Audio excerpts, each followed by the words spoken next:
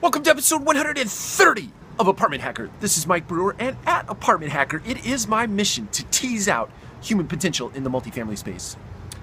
I'm coming to you from Geneva, Illinois this morning, right on the heels of two site visits that I did, a property in St. Charles, Illinois, and one in Geneva, Illinois.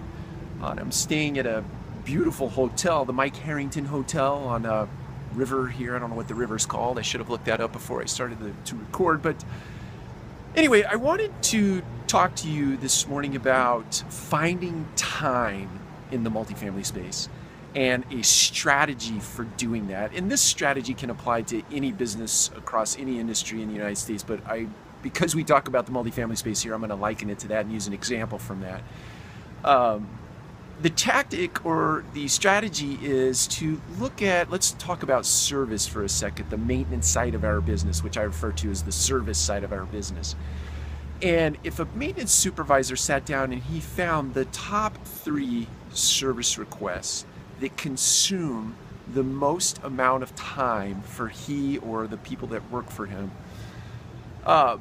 he would identify a couple of things that he could potentially do. He could identify a capital project that might need to be done. Let's say water heater was the #1 service request, and it was by far and away the thing that consumed the most amount of time. It might make sense to do a project to replace all the water heaters on a property so you can buy back all that time that you're spending working on those water heaters, and you can invest that time someplace else.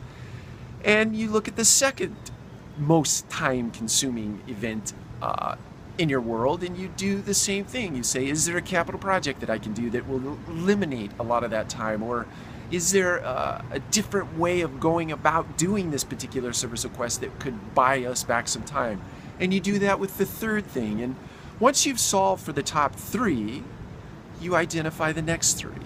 And you do the same exercise over and over and over again, just consistently and constantly asking yourself questions under the premise of, how do I get time back? Time that I can use to invest in things like customer service, or things like creating other strategies in your organization that are bigger picture, higher level, that would buy back even more time.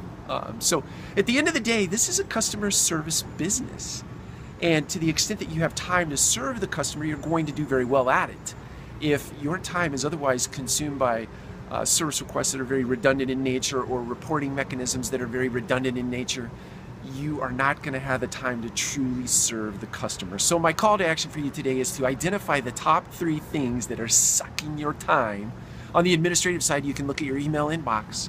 Just look at your email inbox, and those 3 requests that are repeatedly coming your way, pick those themes, and then identify strategies that you can put in place to buy that time back. So that might be delegation, that might be completely eliminating something. So anyway, that's the call to action I did today.